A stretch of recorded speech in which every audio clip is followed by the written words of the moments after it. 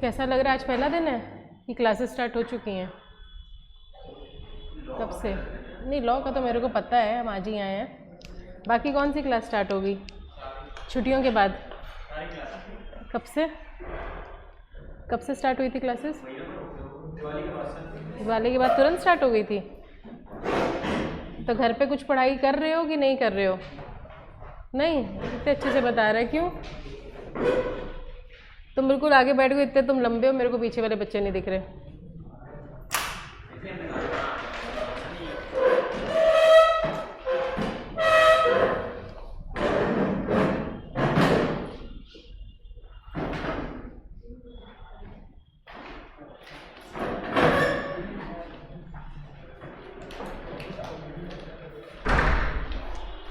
सारे आ गए बच्चे के अभी और हैं? आके अंदर आके मैं आई कम इन।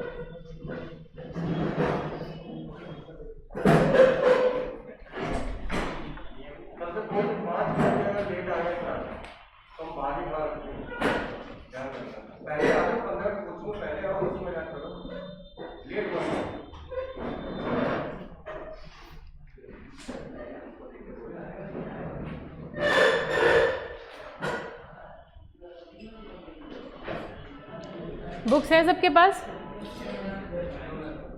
नहीं है, क्यों? किसके पास बुक नहीं है?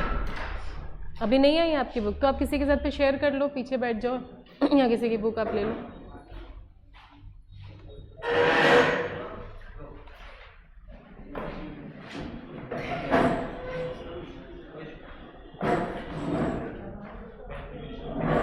हम लोग आज कंपनी लॉ से स्टार्ट करेंगे, जो आप लोग का आखिरी यूनिट है, क्योंकि थोड़ा बहुत उसके बारे में हमने पहले एक इंट्रोडक्शन दिया हुआ है, इसलिए आज हम लोग कंपनी लॉ आखिरी यूनिट से स्टार्ट कर रहे हैं।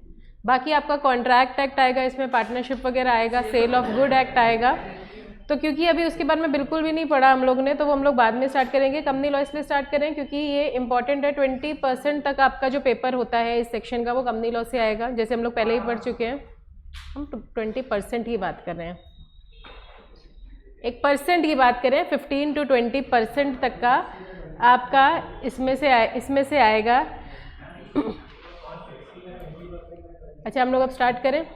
बाकी हमने पहले ही बोला था, उन लोग के जो वेरिएशन हैं वो चेंज होते रहते हैं। हो सकता है ज़्यादा भी आए, हो सकता है कुछ भी ना आए, क्योंकि बुक में जो है वो सब कुछ करना है। आप ये अज्यूम नहीं कर सकते हो कि यही इंपॉर्टेंट है, इसमें से भी सबसे ज़्यादा ही आएगा। जो हमने पहले भी आपको बताया था कि जब हम लोग ने अटेम्प्ट दिया था तो थ्योरी 70 नंबर की आ गई थी अकाउंट्स के पेपर में, प्रैक्टिकल पोर्शन जो था वो केवल 30 मार्क्स का आया था। तो आप लोग ये अज्यूम नहीं कर सकते हो कि वो लोग क्या देंगे। जो भी हमारी बुक में है हम लोग को पूरा ही कवर करना है। कंपनी लॉ से हम लोग इसलिए स्टार्ट करें क्योंकि थोड़ा बहुत हम इंट्रोडक्शन एक बार दे चुके हैं, मीटिंग्स वगैरह हम लोग पढ़ चुके हैं। खैर, वो आपका जो दूसरा फैकल्टी होगा वो आपको बताएंगे, जो इंग्लिश पढ़ा रहे होंगे इस समय आपको, या जो बाद में स्टार्ट करेंगे। हम लोग कंपनी लॉ से स्टार्ट करेंगे। नहीं, इस बार हम लॉ पढ़ाएंगे, मुझे पता नहीं है, देखते हैं। अभी तुम सुधर जाएगी। चलो, तो कंपनी के बारे में कोई आइडिया? कंपनी क्या होती है? कुछ आइडिया? कुछ हमें नए फेसेस दिख रहे हैं, 2 बच्चे मेरे को नए दिख रहे हैं, आप और आप, बाकी सब तो पुराने हैं, है ना? तो नए बच्चों के लिए मेरा नाम हरविंदर कौर है, प्रैक्टिसिंग कंपनी सेक्रेटरी। साथ में CS इंस्टीट्यूट में हम लेक्चर्स लेते हैं यहाँ पे, और 1-2 इंस्टीट्यूट्स में हम विजिटिंग फैकल्टी हैं। बाकी हमारा प्रैक्टिसिंग ऑफिस है, तो हम प्रैक्टिस का काम करते हैं। कंपनी में वापस आते हैं। कंपनी का मतलब क्या होता है? कंपनी का मतलब नहीं होता सेपरेट लीगल एंटिटी। कंपनी के ओनर्स कौन होते हैं? याद है, equity share holders. Very good. और कंपनी को मैनेज कौन करता है? और कोई प्रमोटर भी होता है कंपनी का? बहुत अच्छे से याद है, ठीक है। तो कंपनी जो होती है, जब हम लोग को अपना बिजनेस स्टार्ट करना होता है तो हमारे दिमाग में आइडिया आता है कि हम लोग किसी तरीके से अपना बिजनेस स्टार्ट करें। जब हम लोग बिल्कुल स्मॉल स्केल पे अपना बिजनेस स्टार्ट करने की सोचते हैं तो हम लोग सोल प्रोप्राइटर सोचते हैं। आप लोग के भी पापा होंगे, घर पे काफ़ी लोग होंगे जिनकी अपनी शॉप है, वो खुद ही सारा पैसा लगाते हैं, खुद ही मैनेज करते हैं, जो प्रॉफिट है वो भी उनका है, जो लॉस है वो भी उनका है, तो वो सोल प्रोप्राइटरशिप होता है। जो सबसे बड़ा नुकसान होता है सोल प्रोप्राइटरशिप में वो ये होता है कि अगर कोई भी लॉस हुआ तो वो पूरा का पूरा लॉस हमारा है, जितना भी प्रॉफिट होता है वो भी हमारा है, लेकिन लॉस हमारा है, क्योंकि सोल प्रोप्राइटरशिप जो है वो रजिस्टर्ड नहीं होता है। इसीलिए अगर कुछ भी नुकसान हुआ, आपकी दुकान तो बिकेगी ही बिकेगी, बाकी आपकी जो पर्सनल प्रॉपर्टी है, ज्वेलरी है, लैंड है, कार है, सब कुछ आपका बिक जाएगा। कंपनी में जो सबसे बड़ा एडवांटेज होता है वो होता है लिमिटेड लायबिलिटी। लायबिलिटी का मतलब हमें कितना दूसरे बंदे को पे करना है, वो है लायबिलिटी, हमें आपको कितना देना है। लिमिटेड का मतलब है कि वो लिमिटेड ही देना है, कितना, जितना हमने कंपनी में पैसा लगाया है उतना। ये सबसे बड़ा एडवांटेज होता है जब हम अपने आप को कंपनी फॉर्म में रजिस्टर कर लेते हैं। काम उसी तरीके से चलता है, एक बंदा मैनेज करता है, ओनरशिप है, फ़ोन्स अपने साइलेंट पे कर लो आप लोग, लेकिन यहाँ पे जो लायबिलिटी है वो लिमिटेड है। लेकिन सोल प्रोप्राइटरशिप में नहीं है, हम तो अच्छे से ही अपनी दुकान को मैनेज करते हैं, लेकिन हम कभी भी ये नहीं सोच सकते कि हमें केवल प्रॉफिट ही होगा, अगर घाटा हुआ तो पूरा का पूरा हमें बियर करना पड़ेगा। इसीलिए जो हमारे ये एक नया एक्ट आया है 2013, इसमें हम लोग सोल प्रोप्राइटरशिप को भी रजिस्टर करवा सकते हैं। कभी सुना है ये? क्या कहते हैं हम लोग उसको? 1 पर्सन कंपनी। तो अब हम लोग अपनी सोल प्रोप्राइटर अपनी दुकान को रजिस्टर करवा लेते हैं। कहाँ पे? आरओसी के ऑफिस में, जो हम लोग टर्म बार बार पढ़ चुके हैं वो अब यहाँ पे आप लोग देखोगे। आरओसी रजिस्ट्रार ऑफ कंपनी के पास जाके रजिस्टर करवा सकते हैं। हम लोग को उनके ऑफिस में नहीं जाना होता, हमारी एमसीए की साइट है उसमें ये सारा हमारा फॉर्म्स होते हैं, शायद यहाँ पे अब आपके फॉर्म्स वगैरह आएंगे, तो हम लोग उसमें अपनी दुकान को रजिस्टर करा लेते हैं। काम उसी तरीके से चलेगा। सोल प्रोप्राइटर अभी भी हम ही पैसा लगा रहे थे, हम ही मैनेज कर रहे थे। अब हमने बस अपनी दुकान को आरओसी के ऑफिस में जाके रजिस्टर करवा लिया। जब रजिस्टर करा लिया, हमारा सोल प्रोप्राइटर क्या बोला गया? 1 पर्सन कंपनी। कंपनी का टैग लग गया। अभी भी 1 पर्सन है, हम ही ओनर हैं, हम ही मैनेज करें, हम ही बोर्ड है, हम ही शेयर होल्डर है, सब कुछ हमें। बस जो सबसे बड़ा एडवांटेज हमें मिला रजिस्ट्रेशन का वो क्या था? Limited liability. अब अगर नुकसान हुआ तो हमारी दुकान बिकेगी, दुकान का जो सामान है वो बिकेगा, हमारी पर्सनल प्रॉपर्टी जो है, ज्वेलरी जो है, हमारे असेट्स जो हैं, लैंड, बिल्डिंग, कार, ये सब कुछ भी हमारी नहीं बिकेगी। तो हम लोग अब नया एक्ट जो आया है 1956 वाले एक्ट में 1 पर्सन कंपनी का कोई भी कॉन्सेप्ट नहीं था। नया एक्ट ने ये बोला है, प्लस हम लोग पढ़ते हैं पार्टनरशिप। जब हम लोग सोल प्रोप्राइटरशिप से थोड़ा ऊपर जाना चाहते हैं, हम कहते हैं अकेले बिजनेस नहीं संभल रहा, 2 लोग 3 लोग मिल के अपना काम करते हैं, तो हम लोग पार्टनरशिप में जाते हैं। हर बंदा पैसा लगाता है, जितना पैसा लगाते हैं उसके हिसाब से हम लोग अपना प्रॉफिट और लॉस वगैरह शेयर करते हैं। अब हमारा एक्ट जो आया था एलएलपी एक्ट, वो आप लोग की बुक में एक सब्जेक्ट भी है, एक टॉपिक भी है, लिमिटेड लायबिलिटी पार्टनरशिप, लेकिन ये 1956 वाले एक्ट में ही आ गया था। 2008 में हमारा एक एक्ट लॉन्च हुआ था, लिमिटेड लायबिलिटी पार्टनरशिप एक्ट। तो हम लोग अपनी पार्टनरशिप को भी अब आरओसी के ऑफिस में रजिस्टर करवा सकते हैं। पार्टनरशिप में भी सबसे बड़ा ड्रॉबैक क्या था? अनलिमिटेड लायबिलिटी का। अगर नुकसान हुआ तो सारे पार्टनर्स की पर्सनल प्रॉपर्टी भी अटैच हो जाती है। अटैच टर्म हम लोग लॉ में यूज़ करते हैं। अटैच का मतलब होता है जब्त करना। तो जहाँ जहाँ पर भी आपकी बुक में अटैच टर्म आएगा, अटैच का मतलब होता है आपकी प्रॉपर्टी को जब्त कर लिया जाता है आपके कर्जे पे करने के लिए। तो हमारा एलएलपी एक्ट आया था 2008 में, वो 1956 में ही आ गया था, एक्ट में अमेंडमेंट आया था। तो हम लोग अपनी पार्टनरशिप को भी रजिस्टर करा लेते हैं। तो जब हम लोग अपने सोल प्रोप्राइटर को रजिस्टर कराते हैं, हम कहते हैं 1 पर्सन कंपनी। हम लोग अपने पार्टनरशिप को रजिस्टर कराते हैं, हम लोग क्या कहते हैं? Limited liability partnership. सारा काम उसी तरीके से चलेगा, वही पार्टनर्स हैं, सारा काम वही करें, बस लायबिलिटी हमारी क्या हो गई? लिमिटेड। अब उससे भी ऊपर अब हम काम करना चाहते हैं। लिमिटेड पर हम लोग पढ़ते हैं पार्टनर्स मिनिमम 2 होते हैं और maximum 20, 10 in case of banking, बाकी 20। अब हमको और अपना बिजनेस बढ़ाना है और हमें पैसों की ज़रूरत है, तो हम लोग कंपनी फॉर्म कर लेते हैं। हम लोग प्राइवेट या पब्लिक कोई भी कंपनी फॉर्म करते हैं, तो हम लोग आरओसी के ऑफिस में जाते हैं, पूरा अपना रजिस्ट्रेशन कराते हैं, जो हमारा ये एक्ट डील कर रहा है। तो यहाँ पे अब हम लोग पढ़ेंगे कि कंपनीज कैसे रजिस्टर होती हैं। आप लोग ने टर्म्स पढ़े होंगे, मेमोरेंडम्स होते हैं, आर्टिकल्स होते हैं, तो वो सारी चीज़ें आपकी यहाँ पे आएंगी। हम लोग मॉड्यूल से इसलिए पढ़ रहे हैं क्योंकि वहाँ पे आपके कुछ केस लॉज वगैरह भी आएंगे। मॉड्यूल की लैंग्वेज भले ही थोड़ी डिफिकल्ट लगेगी, पर उसमें कोई प्रॉब्लम नहीं है। यहाँ पे हम लोग की रेफरेंस बुक्स बहुत होती हैं। रेफरेंस बुक में आप अगर कभी भी देखोगे तो लैंग्वेज बहुत ईजी है, बहुत अच्छे समझ में आ जाएगा। तो बच्चे कहते हैं हम लोग रेफरेंस बुक से क्यों नहीं पढ़ सकते? इसलिए नहीं पढ़ सकते हैं क्योंकि वहाँ पे जो क्वेश्चन आते हैं वो इतनी ईजी लैंग्वेज में नहीं आते। तो इतनी ईजी लैंग्वेज में हम लोग पढ़ेंगे कि हम लोग को वहाँ पे केस लॉ समझ में नहीं आएंगे, तो उसका हम लोग को कोई फ़ायदा नहीं है। हम लोग इसी से पढ़ेंगे। जो भी हम लोग पढ़ेंगे, जो हमने पहले भी आपको बोला है, उतना बस आपको घर पे रिवाइज करना है, रीड करना है। बुक की लैंग्वेज नहीं समझ में आती कोई बात नहीं, आप पूछो, धीरे धीरे आपको समझ में आने लगेगी। 3-4 टर्न के बाद बुक की लैंग्वेज से आपको समझ में आएगा कि ये लॉ क्या कह रहा है, क्योंकि यहाँ पे अगर नहीं समझ में आएगी तो वहाँ पे जो केस लॉ होगा, आती हुई चीज़ भी आपको समझ में नहीं आएगी। केस लॉ होते क्या है, कुछ नहीं होते, उन्होंने डायरेक्ट क्वेश्चन आपसे नहीं पूछा है, उन्होंने इनडायरेक्ट क्वेश्चन आपसे पूछा है। कंपनी इनकॉर्पोरेट करने का प्रोसीजर क्या है, ये एक डायरेक्ट क्वेश्चन है कि what are the steps to incorporate a company. उन्होंने ये नहीं पूछा, उन्होंने बोला ABC थे, उनकी पार्टनरशिप फर्म थी, अब वो कह रहे हैं हमें इसको कंपनी में कन्वर्ट करना चाहिए, तो वो ROC के ऑफिस में जा रहे हैं, अब आप बताओ कि कैसे वो कंपनी बना सकते हैं। उन्होंने पूछना आपसे वही है कि कंपनी इनकॉर्पोरेट करने का प्रोसीजर बताओ, लेकिन डायरेक्ट नहीं पूछेंगे। जो हम लोग पहले भी पढ़ चुके हैं, हम आपको बता चुके हैं कि वहाँ पे वो आपको पास करने के लिए नहीं बैठे हुए हैं, फेल करने के लिए बैठे हुए हैं। पास करने के लिए बैठे होते तो आज हमारे बहुत सारे CA होते। तो इसीलिए हम लोग को क्या करना है, अच्छे से अपने आप को प्रेजेंट करना है। सारे फॉर्म्स वगैरह हम लोग को याद नहीं करने हैं, कुछ फॉर्म्स होंगे जो इम्पोर्टेंट हैं वो हम आपको बताएंगे, केवल वही करने हैं। शायद हमारे मॉड्यूल में कुछ फॉर्म्स नहीं भी लिखे हुए हैं, अभी हमने इसको देखा नहीं, अगर लिखे होंगे तो ठीक है, नहीं लिखे होंगे तो कुछ फॉर्म्स हम आपको लिखवाएंगे इनकॉर्पोरेशन वगैरह के, मेमोरेंडम वगैरह के, वो आपको याद करने हैं। क्योंकि वहाँ पे कभी भी क्वेश्चन में वो लोग ये नहीं पूछते हैं कि फॉर्म बताओ, लेकिन अगर आप नहीं बताओगे और किसी दूसरे बच्चे ने बताया है तो उसको मार्क्स बाय डिफ़ॉल्ट ज़्यादा ही मिलेंगे। तो कुछ फॉर्म्स जो इंपॉर्टेंट हैं वो, क्योंकि बहुत ज़्यादा कंपनी लॉ आपका है भी नहीं, एक टॉपिक ही है केवल, इसका एक 15-20 नंबर तक का ही आएगा, तो उसके हिसाब से हम लोग बस वो पढ़ेंगे। बाकी OPC वगैरह सब कुछ आपका इसमें लिखा हुआ है क्योंकि हमें अभी ही पता चला है कि हमको ये पढ़ाना है, तो अभी हमने आपका मॉड्यूल देखा भी नहीं है कि उसमें है क्या। वही हमें दिख रहा है, इसमें फॉर्म्स वगैरह नहीं लिखे हैं। अगर कोई सोल प्रोप्राइटर है वो OPC में अपने बिजनेस को मैम चेंज करना चाहता है, शिफ्ट करना चाहता है, तो मैम जैसे आपने बताया कि हमारा सबसे बड़ा एडवांटेज होता है कि हमारी लायबिलिटी लिमिटेड हो जाती है, लेकिन उसके प्रॉफिट परसेंटेज में कुछ फर्क आता है? कुछ भी नहीं आता, बस ये है कि आप में, आपके जो बिजनेस में है उसमें इंटरफेरेंस ROC का बहुत बढ़ जाता है।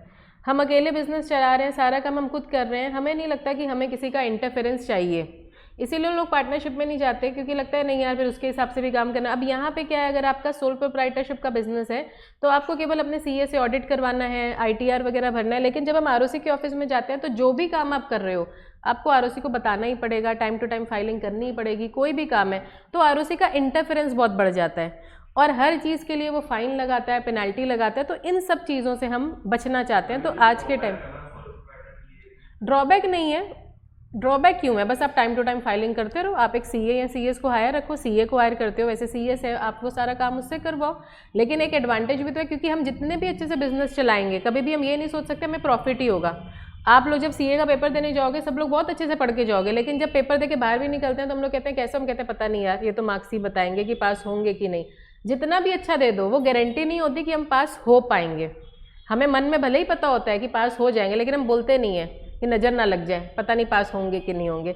तो वही है कि हम जितने भी अच्छे से बिजनेस करें, लेकिन हम ये नहीं कह सकते कि लॉस नहीं होगा। तो वो लॉस से भी तो वो आपको बचा रहा है ना। काफ़ी बार होता है कि दुकान बिक गई, घर बिक गया, प्रॉपर्टी बिक गई, तो वो सारी चीज़ों से आप बचोगे। तो वो बस एक एडवांटेज है। और ये एक्ट आया है तो इसका मतलब ये नहीं कि मैंडेटरी है कि अब कोई बंदा सोल प्रोप्राइटर नहीं चलाएगा, कोई पार्टनरशिप आप चलाओ, मैंडेटरी नहीं है। लेकिन अगर आप करवाना चाहते हो कन्वर्ट उसको 1% कंपनी LLP में, तो आप करवा भी, ये उन्होंने आपको ऑप्शन दिया है कि आप ये करवा सकते हो, ताकि आपकी कोई लायबिलिटी जो है वो अनलिमिटेड ना हो। कंपनी बनाने की जो लायबिलिटी, जो सबसे बड़ा एडवांटेज है, वो लिमिटेड लायबिलिटी का ही है। यहाँ पे आपका एक केस लॉ भी आएगा।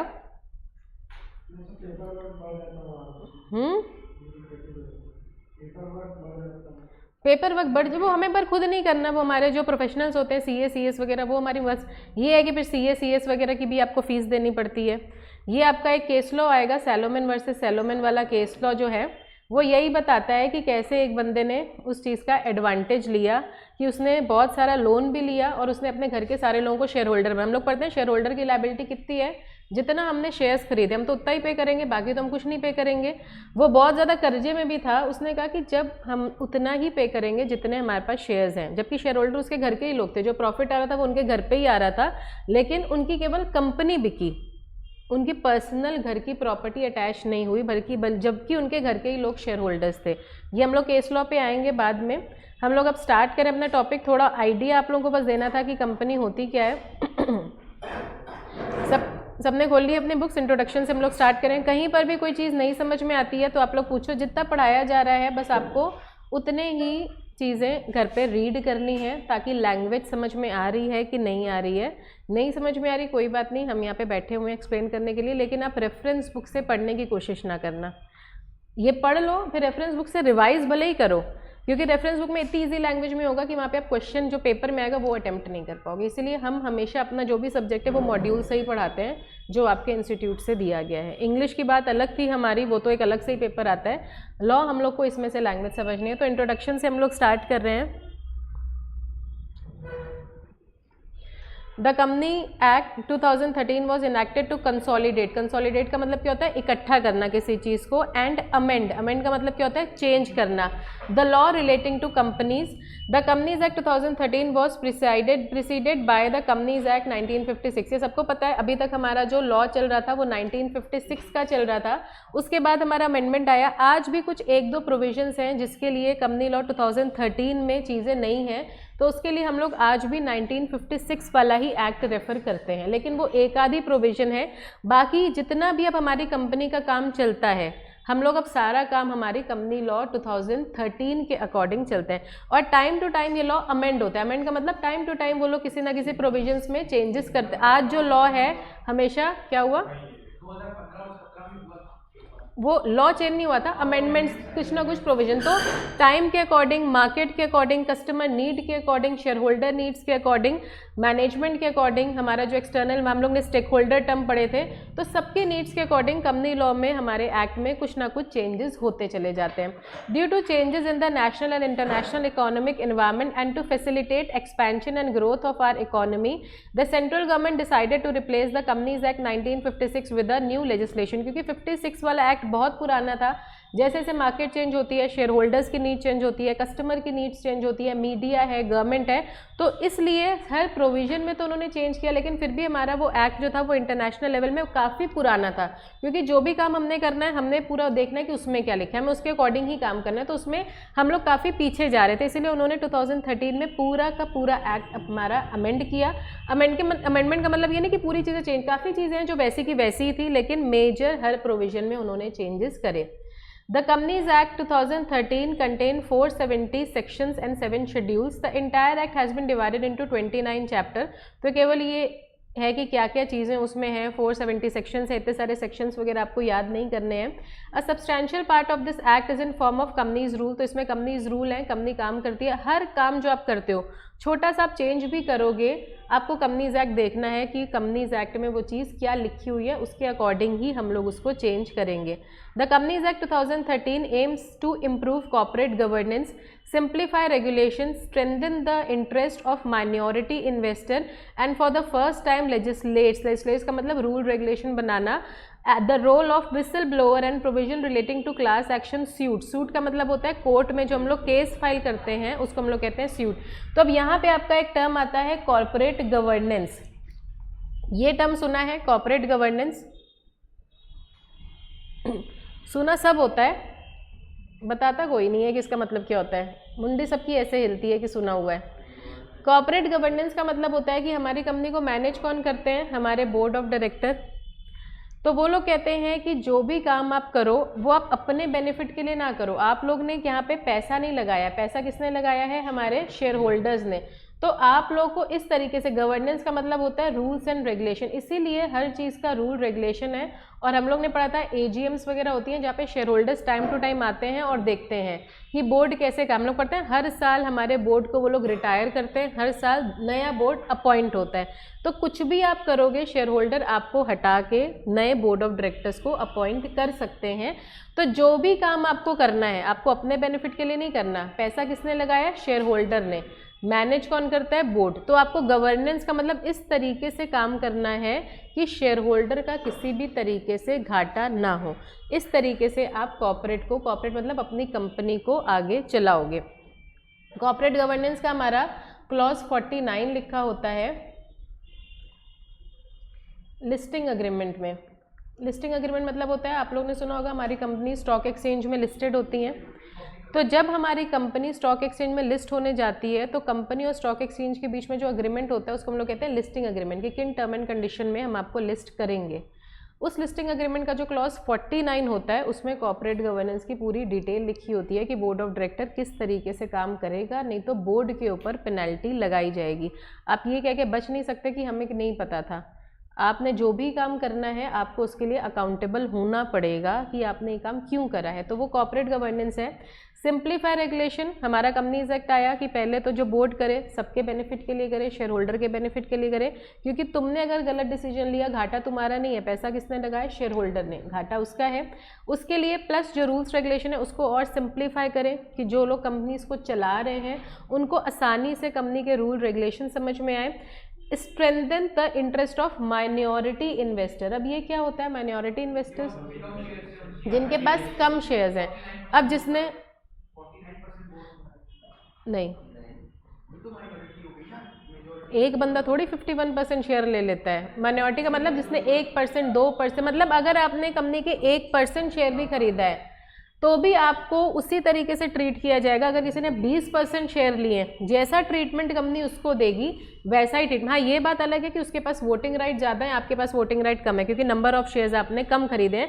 लेकिन कभी भी ये नहीं होगा कि कंपनी उसको कोई इन्फॉर्मेशन दे रही है वो आपको नहीं दे रही है, उसको डिविडेंड ज़्यादा मिल रहा है आपको नहीं मिल रहा।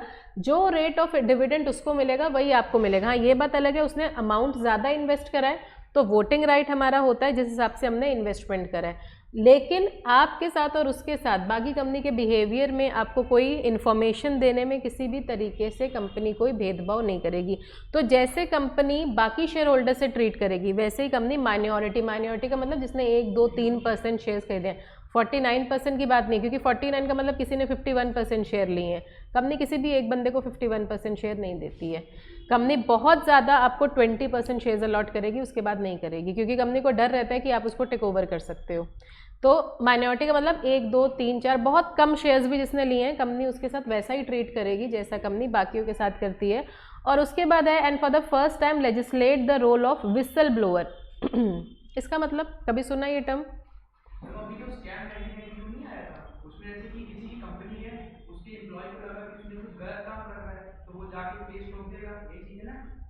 किसके ऊपर केस करेगा? जो कंपनी के मतलब बोर्ड ऑफ डायरेक्टर्स है वो गलत काम कर रहा है तो उनको पूरी सेफ्टी प्रोवाइड होनी चाहिए। इसका मतलब ये है। विसल ब्लोअर का मतलब होता है हमारी कंपनी को मैनेज कौन करते हैं, एमडी है, मैनेजर है, बोर्ड है, ये टॉप एग्जीक्यूटिव्स हैं। काफ़ी बार हमें पता होता है कि हमारा जो टॉप मैनेजमेंट है वो गलत कर रहा है, एम्प्लॉयज़ हैं उनको पता है कि ऊपर वाले लोग गलत कर रहे हैं, लेकिन हम कंप्लेन करने से डरते हैं। कंप्लेन किसको करें, उन्हीं को तो करेंगे। मान लो एमडी वगैरह गलत काम कर रहा है और हमने बोर्ड को कंप्लेन करा, हो सकता है हमें लगता है कि बोर्ड भी उनके साथ मिला हो, या मैनेजर को कंप्लेन करें, सीईओ का कंप्लेन करें, वो भी उनके साथ मिले हो। तो इसीलिए हमें अगर पता भी है कि गलत काम हो रहा है तो हम कहते हैं यार हम अपनी नौकरी से मतलब रखें, हमें तो सैलरी मिल रही है ना, हमें क्या लेना देना वो क्या काम कर रहे हैं। क्यों? क्योंकि हमें डर होता है कि ऐसा ना हो कि हमको ही जॉब से निकाल दिया जाए। काफ़ी बार आप लोग टीवी वगैरह में भी देखो, उसने कंप्लेन करी, उसी के खिलाफ एक्शन ले लिया गया। तो इसमें होता क्या था, एम्प्लॉयज़ को अगर कभी भी पता भी लगता था कि हमारा टॉप मैनेजमेंट गलत एक्टिविटीज़ में इन्वॉल्व है, वो लोग शेयर होल्डर का पैसा गलत जगह पे लगाते हैं, या डिविडेंड 10% दे सकते हैं लेकिन फिर भी 6-7% ही देते हैं, लॉसेस को ज़्यादा दिखाते हैं, प्रॉफिट को कम दिखाते हैं ताकि उनको कम दें, लेकिन वो लोग कंप्लेन नहीं करते। हमें लगता है कि यार हम अपने काम से मतलब रखें, हमें तो हमारी सैलरी मिल रही है ना, हमारी तो जॉब सिक्योर है ना, हमें क्या लेना देना।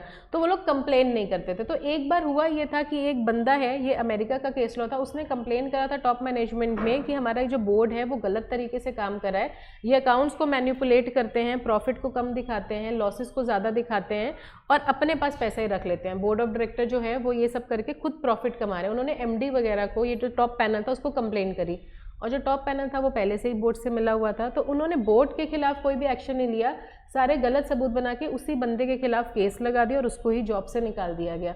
तो इससे बाकी एम्प्लॉयज़ को सीख क्या मिली कि हम अपने काम से मतलब रखें, ऊपर वाला जो भी कर रहा है मैनेजमेंट, हमें क्या लेना देना, हमारी जॉब सिक्योर है, हमें कुछ नहीं करना। तो इसीलिए ये नया कॉन्सेप्ट आया था विसल ब्लोअर का कि अगर हमारे मिडिल या लोअर लेवल को टॉप मैनेजमेंट के खिलाफ कुछ भी प्रॉब्लम है, कुछ भी उन्हें लग रहा है कि ये लोग गलत कर रहे हैं, तो वो लोग फ्री फील करें। तो हमारी एक अलग से कमेटी बनाई जाती है, ऑडिट कमेटी।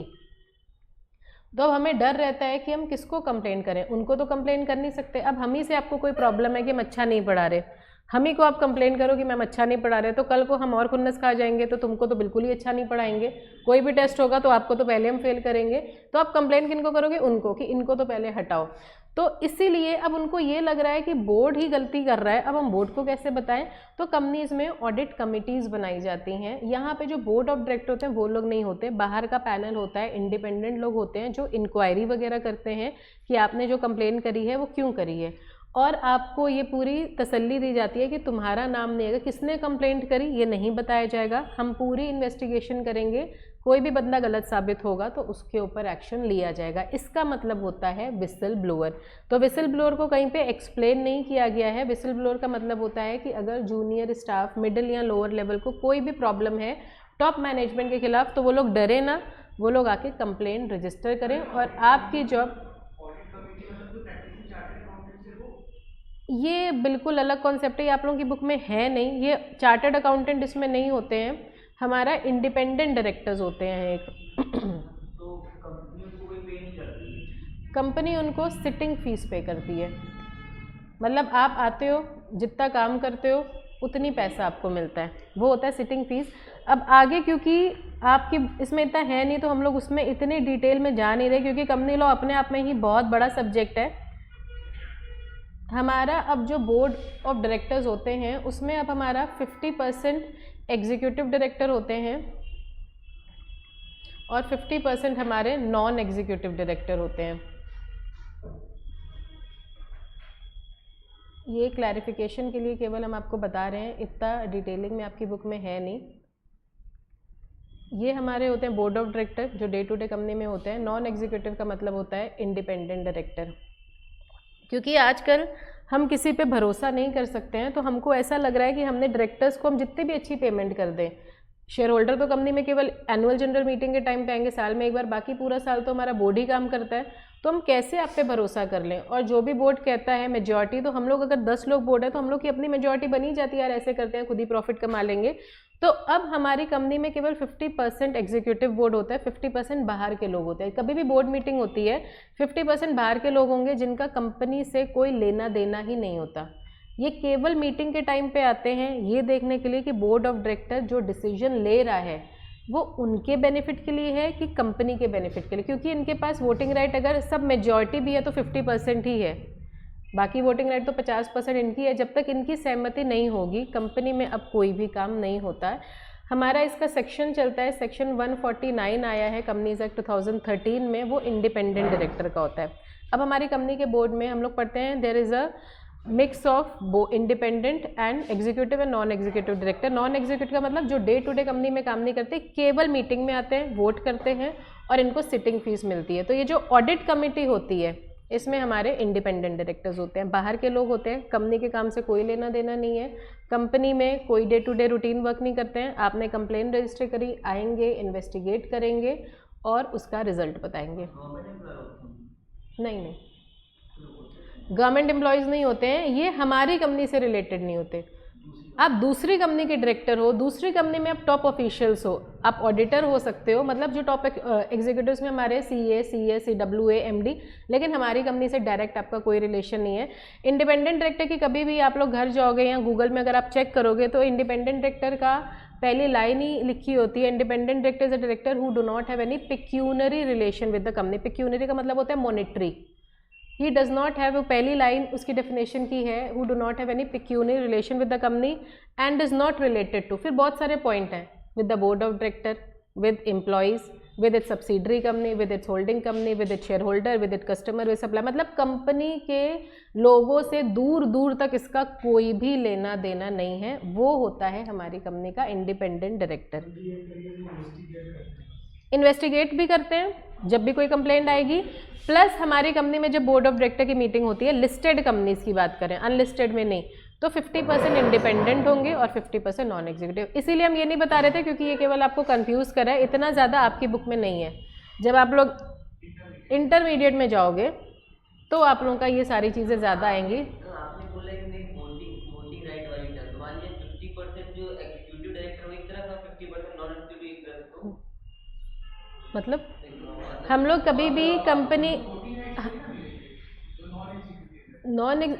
कभी भी कंपनी में बोर्ड मीटिंग होगी तो इंडिपेंडेंट डायरेक्टर आते हैं कंपनी में। एग्जीक्यूटिव बोल रहे हैं 50 ये नहीं है और 50 बोल मतलब नॉन एग्जीक्यूटिव बोल 50 ये है, तो फिर क्या माना जाएगा? तो फिर वोटिंग हमारी कैंसिल हो गई, वो काम हो ही नहीं पाएगा। हमें कब हम वोट करते हैं? जब हमें कंपनी में कोई काम करना है। कंप्लेन का कोई मतलब ही नहीं निकला। कंप्लेंट का काम तो अलग है, वो तो ऑडिट कमेटी का भी ये लोग पार्ट है। कंप्लेंट की चीज़ तो जब हम लोग कंप्लेंट करेंगे तो ये एग्जीक्यूटिव डायरेक्टर तो आएंगे ही नहीं। हम लोग जब कंपनी में बिजनेस करते हैं तो बोर्ड ऑफ डायरेक्टर की मीटिंग होती है, तब ये हम लोग बात कर रहे हैं। जब कंप्लेंट वाली बात आएगी तो ये लोग ऑडिट कमेटी का पार्ट है, तो बोर्ड ऑफ डायरेक्टर से कोई लेना देना ही नहीं है इनका। ये डे टू डे वर्किंग में हम लोग बात कर रहे हैं, वो हमारी अलग चीज़ है बिल्कुल।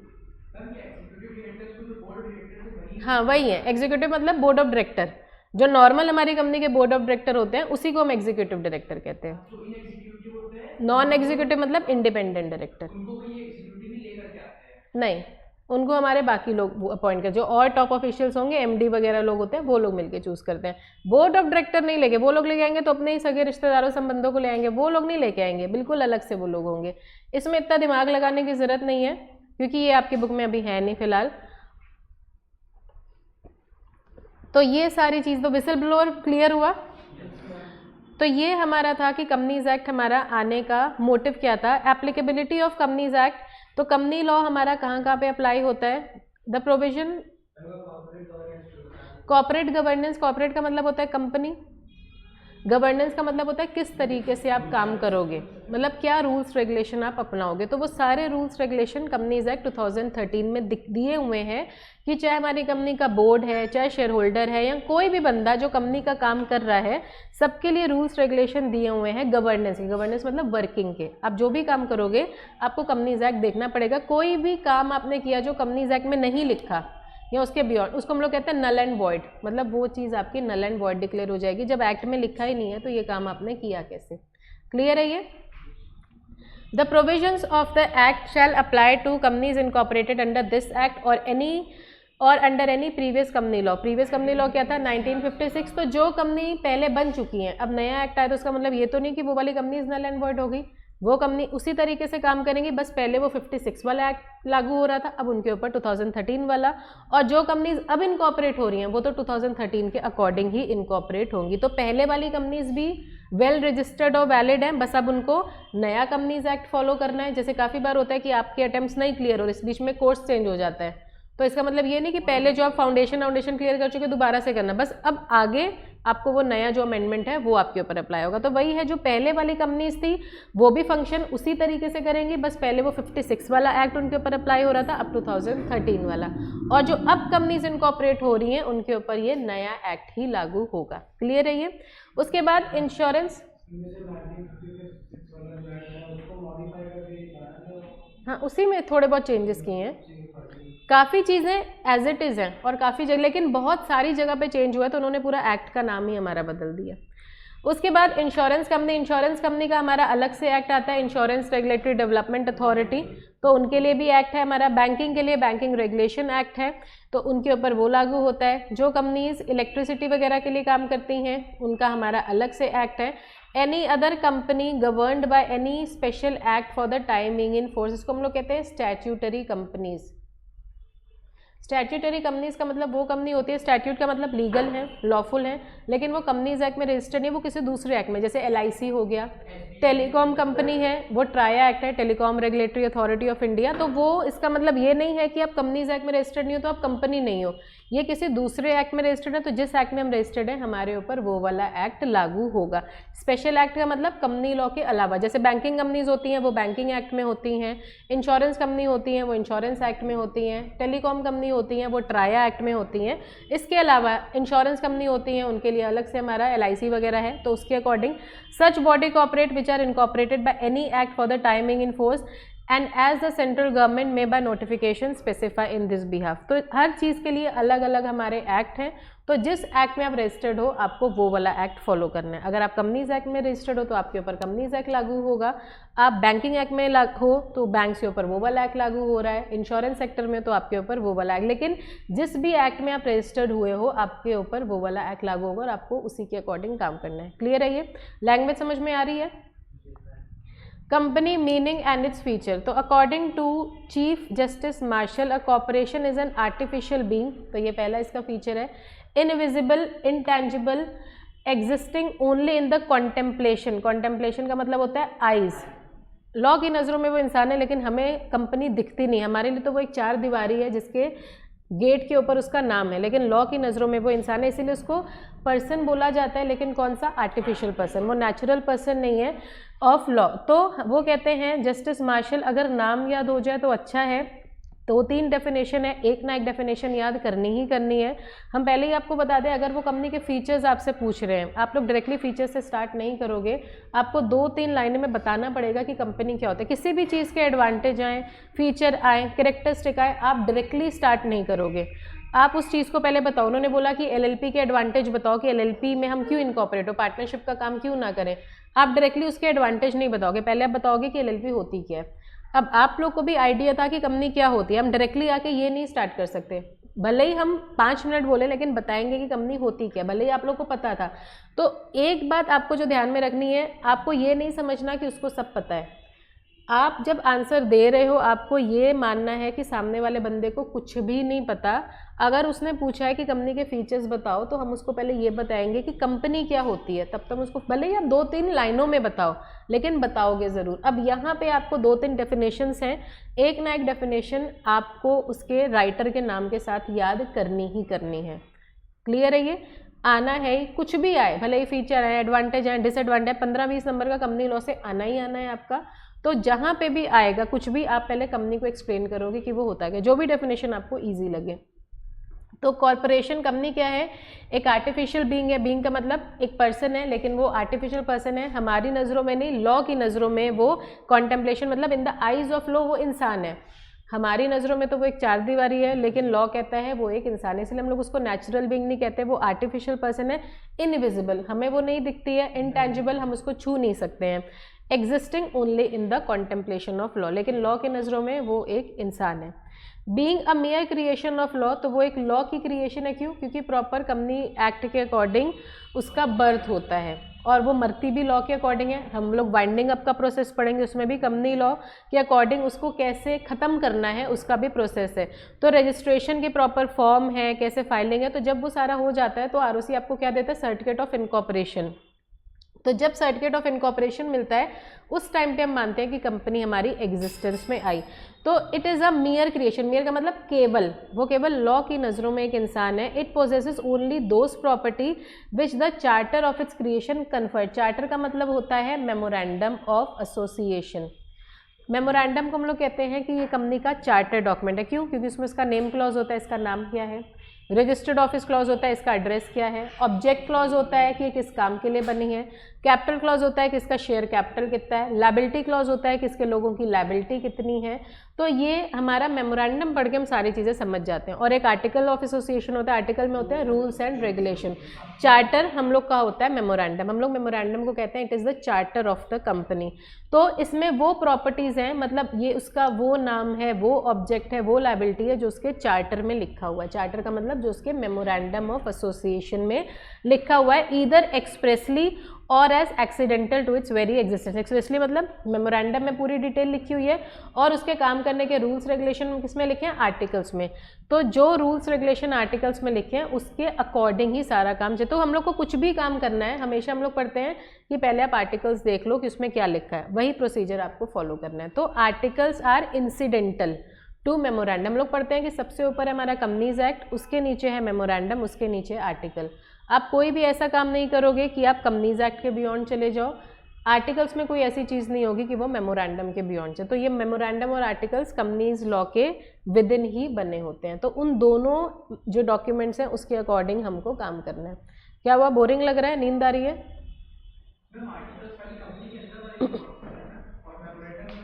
दोनों पब्लिक डॉक्यूमेंट है। बस ये जो आर्टिकल होता है वो कंपनी के इन लोग उसको हम लोग उसको कहते हैं इंडोर मैनेजमेंट। कंपनी के अंदर की फंक्शनिंग कैसी होगी, पढ़ सब सकते हैं, लेकिन काम तो कंपनी के अंदर के लोग ही करेंगे, तो वो उनके लिए है। In the words of professor Haney, company is an incorporated association. Incorporated association का मतलब रजिस्टर्ड एसोसिएशन, वो प्रॉपर तरीके से रजिस्टर्ड है, registered under ROC. Which is an artificial person. जब वो रजिस्टर होती है तो लॉ कहता है कि वो एक पर्सन है, लेकिन वो एक नेचुरल पर्सन नहीं है, वो एक आर्टिफिशियल पर्सन है created by law, having a separate entity which with a perpetual succession and a common seal. तो सबसे इजी वर्ड है कॉमन सील। कॉमन सील का मतलब क्या हुआ? कंपनी का स्टैम्प, कंपनी का साइन, वो होगी कंपनी कॉमन सील। कंपनी के सारे डॉक्यूमेंट्स में कंपनी का स्टैम्प होना चाहिए। अगर कंपनी का स्टैम्प नहीं है तो वो डॉक्यूमेंट हमारा ऑथेंटिकेटेड नहीं है। लेकिन अब ये स्टैम्प लगाएगा कौन? कंपनी के बोर्ड ऑफ डायरेक्टर स्टैम्प लगाते हैं। आप लोग बैंक में पैसे भी जमा करवाने जाते हो तो देखते हो वो स्टैम्प लगाते हैं, और जो बंदा स्टैम्प लगाता है वो अपना साइन करता है कि कल को वो अगर डॉक्यूमेंट गलत निकला तो बैंक के सारे एम्प्लॉयज़ पे पेनल्टी नहीं लगेगी। वो स्टैम्प अपने आप तो लगा नहीं, कंपनी तो आर्टिफिशियल पर्सन है, कंपनी के हाथ पैर तो है नहीं कि वो स्टैम्प लगाए। तो जो भी डायरेक्टर स्टैम्प लगाएगा वो अपना भी साइन करेगा कि कल को अगर वो डॉक्यूमेंट गलत निकला तो कंपनी के सारे बोर्ड ऑफ डायरेक्टर के ऊपर पेनल्टी नहीं लगेगी, पर्टिकुलर उसी डायरेक्टर के ऊपर पेनल्टी लगेगी जिसने वो साइन करा है। उसके बाद आता है परपेचुअल सक्सेशन। इसका मतलब क्या होता है? कंपनी आर्टिफिशियल पर्सन है, वो लॉ के अकॉर्डिंग बनी थी, वो लॉ के अकॉर्डिंग ही मरेगी। लोग आएंगे जाएंगे, पूरा मैनेजमेंट चेंज हो जाएगा, पूरे शेयर होल्डर चेंज हो जाएंगे, लेकिन कंपनी नहीं मरेगी। आज हम सब लोग बोर्ड ऑफ डायरेक्टर, कल को हो सकता है बिल्कुल नए लोग हों। आज हम लोग शेयर होल्डर हैं, कल को हो सकता है बिल्कुल नए शेयर होल्डर हो। आज हम एमडी हैं, कल को हो सकता है कोई और हो। आज आप मैनेजर हो, कल को हो सकता है कोई और हो। तो पूरा मैनेजमेंट, पूरा स्टाफ, पूरा एम्प्लॉय चेंज हो जाएगा, लेकिन कंपनी नहीं मरेगी। कंपनी जिस लॉ में बनी थी उस लॉ के अकॉर्डिंग ही उसका वाइंड अप का स्टेप होगा। तो वो आर्टिफिशियल तरीके से बनाई गई थी तो वो आर्टिफिशियल तरीके से ही मरेगी। तो परपेचुअल सक्सेशन का मतलब होता है people may come and go but the companies goes on for ever until it is dissolved according to law. जिस लॉ में वो बनी थी उसी लॉ में उसकी डेथ होगी। अब आता है सेपरेट एंटिटी। सेपरेट एंटिटी का मतलब क्या हुआ? कंपनी और कंपनी के लोग अलग हैं। कल को कोई भी लायबिलिटी की बात आएगी तो हम लोग कहेंगे कि भैया ये कर्जा तो कंपनी ने लिया था, हम कंपनी के शेयर होल्डर हैं, हमें कितना पे करना है? जितने के शेयर्स लिए हैं। हम लोग पढ़ते हैं हमारे फुल्ली पेड शेयर्स होते हैं और एक हमारे फुल्ली पेड और फोरफीटेड शेयर, पार्टली पेड। तो बहुत आगे चले गए भाई, फोरफीचर तक चले गए। फोरफीचर का मतलब क्या होता है? जब्त कर लेना। फुल्ली पेड शेयर का मतलब है हमने 100 रुपये के शेयर्स खरीदे हैं और 100 रुपये हम पे कर चुके हैं। हमारी लायबिलिटी कितनी है? कुछ भी नहीं। हमने मान लो अभी तक लाखों रुपए एज डिविडेंड ले लिया, लेकिन कल को अगर कंपनी के ऊपर कर्जा आएगा, कंपनी बोलेगी 1000 रुपये पे कर दो, हम कहेंगे हम तो नहीं पे करेंगे, हमारे शेयर्स फुल्ली पेड है। हमने कंपनी के 100 रुपये के शेयर लिए, हमने 70 पे करे, हमारी लायबिलिटी कितनी है? 30 रुपीज़ की। अब ये है कि कंपनी हमसे ये कॉल्स करते, हम लोग कहते हैं कंपनी को, हम लोग, आप लोग अकाउंट्स में पढ़ दोगे फर्स्ट कॉल सेकंड कॉल, तो कंपनी के ऊपर है। कंपनी को आज पैसों की जरूरत नहीं है, वो कॉल्स नहीं कर रही है, कंपनी को बाइंड अप पे जरूरत पड़ेगी, कंपनी तब मांग लेगी। तो लेकिन वो कंपनी आपसे डिमांड कर सकती है, लेकिन आपकी लायबिलिटी कितनी है? केवल 30। कंपनी बोलेगी आज पैसों की बहुत ज़रूरत है, 50 दे दो, आप बोलोगे नहीं 70 हम पे कर चुके, हम केवल 30 ही पे करेंगे। तो कंपनी एक सेपरेट लीगल एंटिटी है, हम लोग केवल उतना ही पे करते हैं जितने के शेयर्स हमने लिए हैं और जितना अमाउंट हमारा अनपेड है, बस उतना। उसके अलावा कंपनी डूब जाए, कर्जे में चली जाए, हम कुछ भी अपना पे नहीं करते। हम कहते हैं कंपनी अपने नाम से काम करती है, कंपनी का जो भी कॉन्ट्रैक्ट होता है कंपनी के नाम से होता है, तो जो भी लायबिलिटी है वो कंपनी की है। आप कंपनी की प्रॉपर्टी बेचिए, कंपनी के डायरेक्टर्स, कंपनी के शेयर होल्डर्स की पर्सनल प्रॉपर्टी आप अटैच नहीं कर सकते हो। तो ये सेपरेट लीगल एंटिटी जो सबसे बड़ा एडवांटेज होता है, जो आज सोल प्रोप्राइटर भी अपने आप को कन्वर्ट कर रहे हैं, पार्टनरशिप भी अपने आप को एलएलपी में कन्वर्ट करें, ताकि हमें और हमारे लोगों को अलग अलग बना दिया जाए। कंपनी का काम फिर कंपनी के नाम से चलेगा, शेयर होल्डर और बोर्ड बिल्कुल अलग है। तो अभी तक सोल प्रोप्राइटर अपना सारा काम जो था वो खुद कर रहा था, अब वो कहेगा भाई हमारी तो रजिस्टर्ड एंटिटी है, सारा काम जो होता है वो हमारी कंपनी के नाम से होता है। तो कल को लॉ से दुकान बेच दो, हमारी पर्सनल प्रॉपर्टी जब्त नहीं, क्योंकि वो हमारी दुकान और हम उसके मालिक अब अलग अलग हैं। जैसे सोल प्रोप्राइटरशिप की बात कर रहे थे, तो मैम अगर जैसे कि किसी आदमी को पता तो चल ही जाता है कि हमारी कंपनी अब लॉस में बहुत ज़्यादा है, 1-2 महीने में खत्म हो जाएगी इस तरीके से पूरी तरह से। तो मैम अगर वो सोल प्रोप्राइटरशिप से लिस्टेड नहीं किया अपने को, सोल प्रोप्राइटर लिस्ट होती भी नहीं है, वो जब 1% लिस्ट नहीं होती, सारी कंपनीज लिस्ट नहीं होती हैं। नहीं, तो अगर उसको लग रहा है सोल प्रोप्राइटरशिप में उसको बहुत तगड़ा लॉस होने वाला है, तो उसके क्रेडिटर से पेमेंट लेने आएंगे। तो ना उससे पहले अगर उसने जितनी अपनी प्रॉपर्टीज है सब वाइफ के नाम या ग्रैंडफादर ऐसे कर दिया तो भी अटैच होगी। जब तक आप अपने आप को कंपनी में कन्वर्ट नहीं करोगे, आपके है तो आपकी प्रॉपर्टी ना, चाहे आपके घर वालों की है, चाहे आपके बच्चों की है, चाहे आपके मम्मी पापा की है, ओनर भले ही आप हो, किसी कोई भी बंदा अगर बैंकरप्ट होता है तो उसकी पर्सनल प्रॉपर्टी भी तो अटैच होती है। मेरे नाम कोई पर्सनल प्रॉपर्टी है ही नहीं। अगर नहीं है तो नहीं होगी। अगर कोई प्रॉपर्टी है, लेकिन अगर आपके पापा मम्मी भाई बहन है तो वो आपके डायरेक्ट रिलेटिव ना, तो वो सब अटैच हो जाएगी। आपकी वाइफ के जो ज्वेलरी है, कार है, घर का सामान है, वो लोग सब कुछ जब तक है आपके रिलेटिव, अगर सब कुछ बेच बाज के अब कुछ नहीं बचा तो वो जो आपके डायरेक्ट इमीडिएट रिलेटिव है सबकी प्रॉपर्टी अटैच होगी। अब ये तो बड़ा दूर का सोच रहे हो। वो तो जो बंदा घपला करता है वो तो ऐसे ही करता है। वो तो अब बैठे ही हो तुम ये करने के लिए, तो वो एक अलग बात है। बाकी क्रेडिटर्स जो होते हैं वो आपको देंगे भी क्यों पैसा? जब क्रेडिटर आपको पैसा देता है तो कोई चीज़ वो गिरवी भी तो रखेगा, वो कोई चीज़ गिरवी भी तो रखेगा, तब देगा ना पैसा। 1000-2000 की बात अलग है, आप किसी से 50,000 भी मांगोगे तो वो कहेगा भाई तुम्हारे पास है भी, वो भी तो देखेगा तुम्हारे पास कुछ है भी कि नहीं, तभी देगा ना, ऐसे थोड़ी देगा। बैंक एक कंपनी है, तो यस बैंक जब बोलते मतलब भी किया तो उसने तो अपनी पर्सनल प्रॉपर्टी बेच के उसने फाइन भरा है। मतलब हम समझे नहीं। यस बैंक मतलब खत्म हो गया ना प्रकार, हाँ, तो उसने अपनी पर्सनल प्रॉपर्टी बेच के फाइन भरा था। वो हमारा बैंकिंग रेगुलेशन एक्ट के अंदर है ना, उसका कंपनी लॉ से कोई लेना देना नहीं है। बैंक तो बैंकिंग एक्ट हमारा अलग से चलता है, कंपनी है ना बैंक भी, लेकिन उसका एक्ट अलग है ना। जो बैंक है उसका बैंकिंग रेगुलेशन एक्ट 1949 अलग है, वो उनके प्रोविजंस चलते हैं, बैंक के अलग। कंपनी लॉ के उससे कोई लेना देना नहीं है। बैंकिंग कंपनीज के ऊपर बैंकिंग एक्ट, टेलीकॉम कंपनी के ऊपर ट्राया एक्ट, इंश्योरेंस कंपनी के ऊपर IRDA एक्ट, सबके एक्ट अलग है, तो वो उनके अपने प्रोविजंस हैं। हम लोग मतलब रखेंगे केवल कंपनी लॉ से। यहाँ तक क्लियर है? बाकी भाई इतना क्रिमिनल माइंड मत चलाओ। तुम तो अभी से ही इतना सोच रहे हो वो अपनी मम्मी के नाम कर देगी, वो ऐसे कर देगी, ऐसे काम करोगे CA बनने के बाद। मत देखा करो ऐसी चीज़ें। This definition sum up the meaning as well as the feature of company sequentially. तो ये बताता है कि कंपनी इन शॉर्ट है क्या। वो एक इनकॉर्पोरेटेड मतलब रजिस्टर्ड एंटिटी होती है, वो लॉ की नज़रों में इंसान है, उसकी सेपरेट लीगल एंटिटी है, उसका परपेचुअल सक्सेशन है, उसका एक स्टैंप भी होता है, उसका एक कॉमन सील भी होता है। However the act defines the term company a bit differently. तो अब हमारा कंपनीज एक्ट क्या कहता है? कंपनीज एक्ट का सेक्शन 220 याद रखना है। अगर आप ये वाली डेफिनेशन ही याद रखो तो ज़्यादा सही है, क्योंकि इसमें सब कुछ दिया नहीं है, लेकिन उन्होंने बताया है कि कंपनीज एक्ट कहता है कि कंपनी का मतलब जो इस एक्ट में रजिस्टर हुई है और जो प्रीवियस कंपनी लॉ में एक्ट हुई थी वो भी इसमें कवर हो रही है। लेकिन जब डेफिनेशन आएगी तो यही नहीं लिखोगे, ऊपर वाली कोई तो याद करनी पड़ेगी। बाकी कंपनी लॉ का जो सेक्शन है सेक्शन 2 सबसेक्शन 20, इसने डिफाइन करा है कि कंपनी होती क्या है। तो वो है जो इस एक्ट में रजिस्टर्ड हुई हो वो भी एक कंपनी है, और जो प्रीवियस एक्ट में रजिस्टर्ड हुई है कंपनीज एक्ट आने के बाद वो वाली जो कंपनीज हैं वो नल एंड वॉइड डिक्लेयर नहीं हुई है, वो उसी तरीके से काम कर रही हैं जो जैसे वो पहले करी थी, बस अब उनके ऊपर वो नया एक्ट लागू हुआ है, पुराना एक्ट लागू नहीं होगा। तो फीचर्स ऑफ कंपनी में सबसे पहला है हमारा सेपरेट लीगल एंटिटी। कंपनी और कंपनी के लोग अलग हैं, जो काम होता है कंपनी के नाम से होता है। कल को आप रिलायंस में अपॉइंट होगे तो आपका इंटरव्यू भले ही उनका MD मैनेजर लेगा, लेकिन आपके अपॉइंटमेंट लेटर में ये नहीं लिखा होगा कि रिलायंस के बोर्ड ऑफ डायरेक्टर ने तुम्हें अपॉइंट किया, रिलायंस ने आपको अपॉइंट किया। क्यों? रिलायंस और उनके लोग बिल्कुल अलग हैं। कल को आपको कुछ क्लेम करना है, आपकी सैलरी नहीं आई है, तो आप MD के ऊपर केस नहीं करो, बोलेगा भाई कंपनी के ऊपर केस करो, हमें क्या लेना देना। तो आप रिलायंस के नाम से केस करते हो। हम लोग यहाँ पे फीचर भी पढ़ते हैं कि कंपनी अपने नाम से दूसरों के ऊपर केस कर सकती है, और लोग भी कंपनी के नाम पे भले ही केस लड़ने उनके वकील जाते हैं, लेकिन उनके वकील के नाम पे केस नहीं किया जाता, केस किया जाता है कंपनी के। क्यों? क्योंकि वो एक एंटिटी है, लॉ की नज़रों में वो एक इंसान है।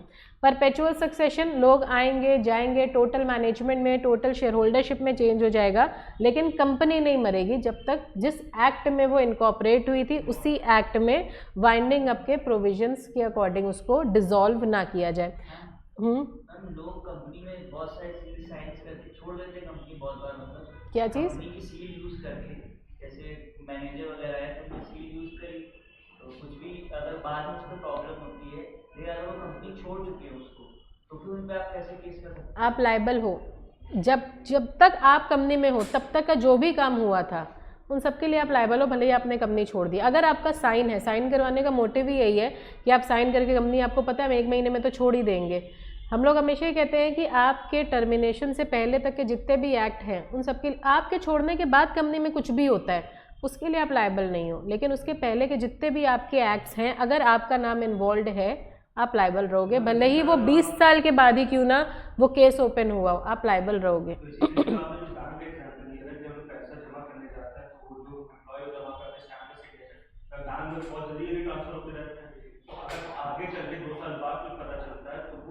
वो लायबल है, 20 साल के बाद भी अगर केस ओपन होगा, अगर साइन है तो आपको लायबिलिटी पे करनी ही पड़ेगी। तो उसके घर वालों पे कोई भी लायबिलिटी नहीं आएगी। अगर जिंदा हो तो पकड़े जाओगे। उसके बाद लिमिटेड लायबिलिटी का मतलब क्या हुआ, हम केवल उतना ही पे करेंगे जितने के शेयर्स हमने खरीदे हैं और जो हमारा अमाउंट अनपेड है। उसके अलावा कंपनी आपसे कुछ भी एक्स्ट्रा चार्ज नहीं करेगी, जब तक वो चल रही है तब भी नहीं, और वाइंडिंग अप के दौरान भी। वाइंडिंग अप में यही होता है, उसको बहुत सारे अपने कर्जे पे करने हैं, सब कुछ पे करना है, तो भी कंपनी आपसे कुछ भी डिमांड नहीं कर सकती है। उसके बाद आता है आर्टिफिशियल जुरिसडिशियल पर्सन। कंपनी एक पर्सन है लेकिन केवल लॉ की नज़रों में, हमारी नज़रों में हम लोग ने ऊपर पढ़ा वो इनविजिबल है, वो इंटैंजिबल है, हम उसको ना देख सकते हैं ना उसको छू सकते हैं, लेकिन लॉ कहता है वो एक इंसान है। तो कंपनी के हाथ पैर दिमाग कौन है, उनके board of director. Company can act through human agency, भले ही वो एक पर्सन है लेकिन वो क्या है, आर्टिफिशियल पर्सन है, तो उसको एक नेचुरल पर्सन की ज़रूरत पड़ती है, उसके दिमाग की, हाथ पैर की, तो वो है उसके बोर्ड ऑफ डायरेक्टर जो सारा काम करते हैं। शेयर होल्डर्स काम नहीं करते, हम लोग पहले ही पढ़ चुके हैं कि there is a divorce between management and ownership. पैसा लगाता है शेयर होल्डर और मैनेज करता है हमारा बोर्ड ऑफ डायरेक्टर। इसीलिए आज के टाइम पे ये इंडिपेंडेंट डायरेक्टर और ये सब कॉन्सेप्ट इसीलिए आए हैं इस नए एक्ट में, ताकि बोर्ड के ऊपर भी नज़र रखी जाए, क्योंकि आप तो कुछ भी काम कर रहे हो तो नुकसान होगा, पैसा तो तुम्हारा लगा नहीं है, तो आप बोलोगे भाई हमने तो सोच समझ के किया, नुकसान हो गया तो हम क्या करें। लायबिलिटी किसकी होगी, शेयर होल्डर की, पैसा तो उसका खराब हो रहा है। इसीलिए अब ये नए एक्ट में ये क्लॉज 49 और ये इंडिपेंडेंट डायरेक्टर वगैरह के कंसेप्ट आए हैं। कंपनीज कैन कॉन्ट्रैक्ट स्यू, मतलब केस करना, बी स्यूड, लोग उसके ऊपर केस कर सकते हैं। तो जो भी कंपनी के पेपर होते हैं उसके ऊपर कंपनी का अपना नाम लिखा होता है, कॉन्ट्रैक्ट्स में कंपनी का नाम होता है। कंपनी दूसरे के ऊपर केस कर सकती है, लोग कंपनी के ऊपर केस कर सकते हैं, भले ही वो केस करने के लिए उनको उनके लीगल जो भी रिप्रेजेंटेटिव्स होते हैं, उनके वकील हैं, उनकी ज़रूरत पड़ती है, लेकिन जो काम होगा वो सारा कंपनी के खुद के नाम से होता है। यहाँ तक क्लियर है? इतना हम लोग रख रहे हैं। अब ये जो फीचर्स हैं उसकी डिटेलिंग हम लोग नेक्स्ट क्लास से करेंगे, क्योंकि आज हम देख रहे हैं काफ़ी बच्चों को नींद आ रही है। क्या हो गया? अच्छा नहीं लग रहा पढ़ के कंपनी लॉ? बोरिंग लग रहा है? बोरिंग लग रहा है? अगर ये बोरिंग लग रहा है तो आगे कॉन्ट्रैक्ट एक्ट वगैरह तो बहुत बोरिंग है। तो वो तो अगर हम आज स्टार्ट करते तो तुम लोग का भरोसा ही उठ जाएगा इस सब्जेक्ट से, बहुत वाइड है वो। चलो फिर इतना हम लोग रख रहे हैं।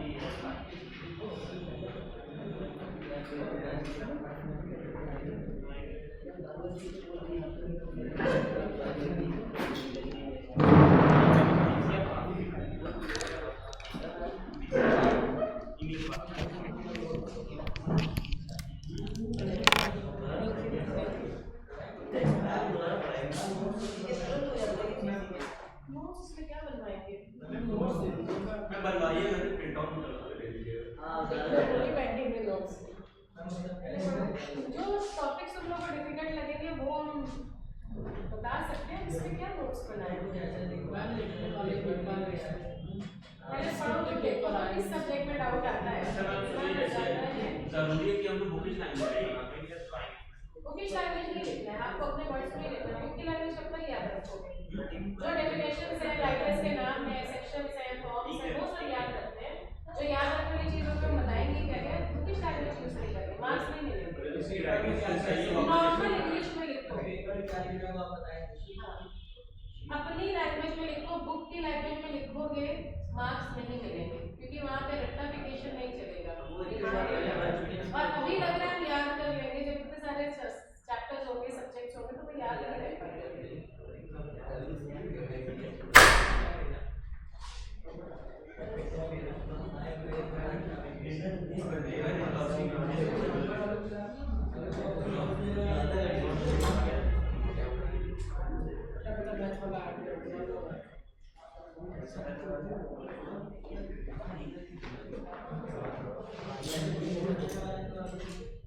तो मैं तो सर आ